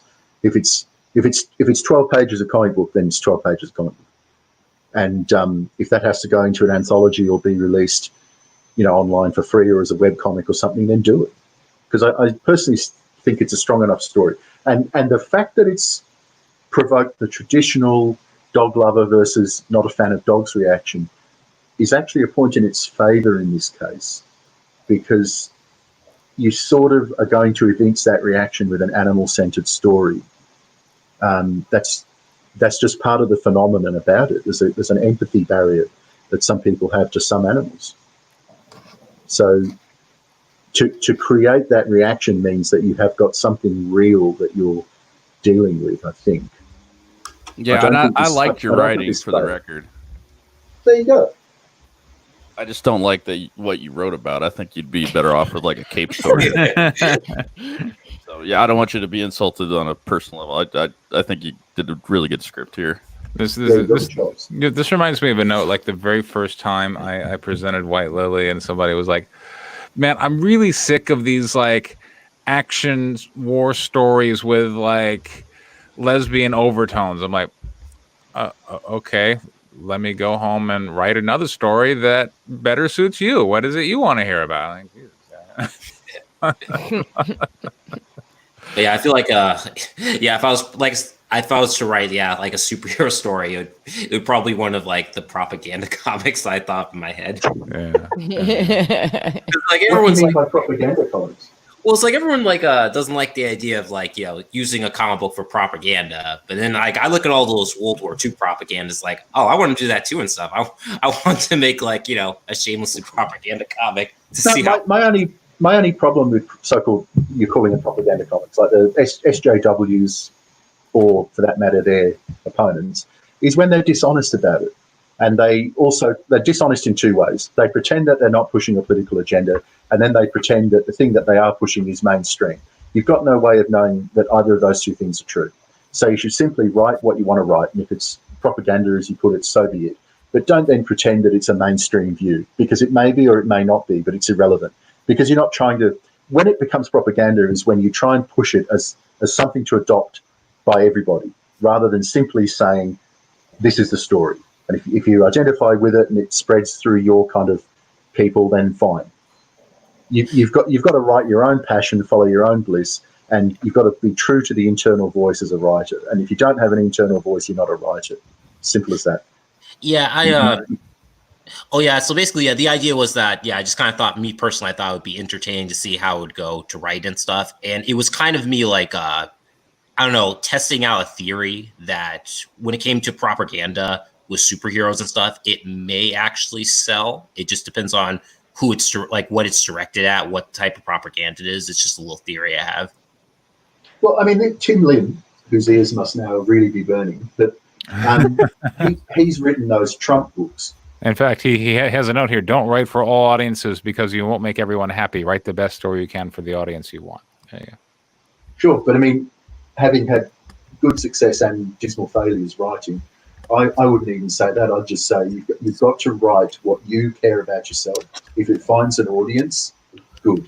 And part of being a professional is knowing how to tailor your stuff to optimize the chance that it finds an audience. But if you just start writing to try and find an audience, to me, that's being a hack, and that's setting yourself up for long-term failure, because the hackneyed stuff that you crank out that you think will be commercial, sooner or later, you're still going to fall between the two chairs. And because you've sacrificed a degree of your integrity to try and make something that's going to be popular, Cyberfrog's a classic example of this. It's a creature of 1990s comics. It panders in a certain way. I don't feel there's a lot of truth to it. What is the truth it's communicating? And I mean, yeah, okay, this sounds pretentious or whatever. I make no apologies for that. This is part of what being a real writer is all about. What is the truth? What is the truth that it's speaking to? It doesn't have a truth it's speaking to. It's derivative. It's so you can have derivative works that are still truthful. I just don't feel it's truthful. Now, this dog story, you could say, oh, it's not accurate, it's not this, not that, don't like dogs. There's a truth to the pathos in the dog story. There's a truth to the pathos in the Little Fuzzy story. There's a truth in White Lily, for crying out loud. Yeah. Even with liberties taken with the source material, there's still a truth to White Lily. And the thing in italics is it may not even be the truth of the real quote unquote story, but it is a truthful story, an evocative story. Even the Guinevere and the Divinity Factory thing that started off more like fan fiction for a role-playing game. Again, derivative, but it achieves a truth through refining in the writing process. The drug addiction, the this, the that, the sexualized content with the succubus. You see, that's an example of it. This dog story, you keep refining it. This succubus came out of nowhere. She wanted her story told. She appeared in that story. She forced her way in. She expanded her role. And now it's hard to see Guinevere's story without it. I mean, it's hard to imagine the story as it's been achieved without that succubus character there. And this is the truth of being a writer, a real writer, is sort of pursuing that. I mean, these Trump books that Tim Lim and company did, I think if they kept doing them long enough, they'd end up doing an anti-Trump one. Not because they're anti-Trump, but because the truth of it is that he's a very polarizing person, and he's a person, so not everything he does is good. And so sooner or later, even if you don't want to, part of the truth that you end up writing will be the antithesis. In other words, the anti-Trump stuff. There'll be some validity to that in some way, and that will have to come through. It would have to come through. End of rant. There you go. You don't want to write Garfield, you know.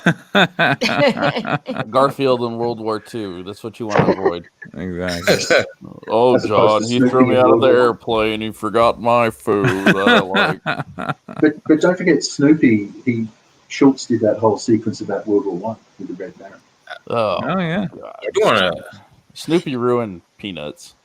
Yeah, I do want to. I did think, like, as a writer and stuff, it would be kind of cool to apply Tolkien's belief that he prefers applicability over allegory. If you've heard of like that quote he said. Yep. Because like he said that allegory was basically the writer forcing the reader to interpret a story the way they wanted it to, whereas applicability was the readers taking what Tolkien wrote and applying it how they wanted it to be. Exactly. like with Lord of the Rings, people interpret Lord of the Rings as an allegory for World War II, which I don't think was his intention. But other people could apply Lord of the Rings to basically being the story of what power does to people. It's a big enough work. I think it's got applicability to more than one context. And he was a good enough writer so that as he, obviously, as he said himself in letters, he borrowed from the milieu that he was writing in. At one point, he thought one of his sons had been lost in the war. He went through World War I himself, and so on and so on and so on. So obviously, he's going to borrow from his own life, like all writers do. And so that's going to influence different parts of it. But as he said, if he was writing it as an allegorical story of World War II, then the good guys would have built their own ring. It would have been a race to create magical rings, in a way similar to a race to create bouncing bombs or atom bombs or something. Like the script editor of Doctor Who from the 1970s said, never sell your story out to get a message across. Don't ever sell out or patronize your audience and force a message into your story. Just find a situation which has got a political issue that you want to explore, and then explore the side of it that you want to put across, and then in a fair, professional way, put the opposite view or the multiple opposing views to it as well, and let the audience decide, and have enough faith in your side of politics, if you have a side, that when it's a fair fight, your side will win. And if your side doesn't win when you do that, check yourself. Yeah, Don't set up a straw man. Yeah, that's why, exactly. Yeah, because that's the one thing I noticed, that a lot of stories in general, in comics, books, especially in movies, is there's been a lot of weak narratives going on, that people focus a lot more on the themes and allegories at the detriment of the narrative, which when you look deeper at the narrative, it doesn't make much sense. And I always want to try and keep my stories as more narrative, while adding on the allegories or the references or themes to it. Yeah. Definitely. Well, that was great.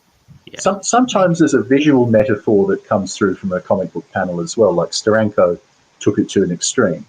But there's lots of different sorts of metaphors in visual form you can put into different framing devices on comic book pages, and you should never be afraid to write them either. Help the artist out. Yeah, I like E semicolon R's model for a story. He describes it as a cake, where the main part of the cake is the plot, and then the frosting and the icing is all the themes, the allegories, and all that other stuff. Yeah, unless it's a porn comic. Well, yeah. Well, I don't know. Some can have pretty crazy narratives and stuff. It just depends on how much the writer, I guess, is invested in a story instead of just the smut. Yeah, You could always talk to Adam Post about that. There you go. Or you could just not talk to him. Yeah, because there's some really good webcomics out there that are adult content, but they have really great narrative. Like the furry comic by the name of called Jack. That's a really good one. I read it a while ago. Well, Oglaf.com had some very strong sexual content, but the stories in the Oglaf strips were pretty good too. So that was one where the sex content, I'd say it's like essential, but they just sort of went there. And it's very funny. It used to be. I haven't read it in years. So, yeah. Yeah, because what makes the comic book really mainly adult is just the character is like the Grim Reaper and stuff. And he basically, in different parts of the story, because it's kind of very non-linear, just has to go through all sorts of, like horrible stuff where people are dying in accidents or horrible tragedies and that type of stuff. So it creates a very interesting character along with some very sad moments. Oh, Thunderdome Tim Lim says, "What's the story with Adam Post?" I don't get the reference. So if somebody wants to. He used to do porn comics. Yeah, exactly. Yeah. What? Yep. Back in the day. Not that there's anything wrong with Not that. that there's Not that anything there's- wrong with that. Exactly. Exactly. That's not exactly where you go for good writing. Yeah, lesbian porn mostly. There you go. Oh, well, of course. see, then he should be a White Lily fan. Well, Self-insert. I don't understand the hate. I'm That's gonna need fine. to do some research soon. All right. But there we go. Another writers group down. All right. Yes, sir. Yeah, Yes, all right. indeed. I thought that was a really good one today, actually. Yeah. I'm We seem pleased. to have like a reoccurring theme with the works brought. Like last week it was superhero stuff, and this week it's analog. Analog. Yeah. So I just out of curious because I was kind of, since you guys like are into like, you know, making comic books and all that stuff, like I don't know, do you feel like there are too many parody books out there, or do you feel like, you know, it's Yes. not too much? Because I just noticed that with a lot of these, you know, indie comics, you know, from the people we follow on Twitter, you know, Right. from these different groups and stuff, a lot of them do tend to be very comical and almost like parody like. I feel like that's kind of taking the producer approach and just going, I feel like this is a hot topic and I want to jump on it. Like Wanpool, for instance. Like, oh, people here's Gwynpool, but it's with a fat Mexican. Hooray. And I It was also actually think- really good. okay. The And I first also book think- was good. All right. In a lot of cases, it's just comedy, bro. It's a Right. way to soften the blow because any mistakes or imperfections that haters Yeah. pick on, they can say, "Oh, look, it's just a comedy thing. Get over yourself." It's a joke. Exactly. So I feel parodies are a little lazy, but It's a safety move, I think. yeah. It's And also, most of them are not actually parodies. They're comical, so you could say they're comedies. They're not really parodies. Not really. One pool is, but a There lot is of them that. aren't. Yeah. Okay, it's like, you know, because it's like how, like, you know, I love, like, My Hero Macadamia, but, you know, it is technically a parody of, like, you know, My Hero Academia, the anime. Sure. And I mean, again, they're producing from a writer point of view of, oh wow, this is a hot property. Let's jump in on it, and you know, that's fine. I don't think it's typically. I would not expect to find really enduring stories there. I think a lot of times it's going to be kind of derivative by nature and forgotten within a couple of years. But the difference is with the Tim Lim company approach, they do it and move on. A lot of these other people, they do it. It's a cop out, and I'm not saying Tim Lim cops out because he certainly doesn't. That would be insane to even suggest, and I'm not suggesting it. But a lot of these other people are cop out merchants. They're taking the soft cop option to life by doing it that way.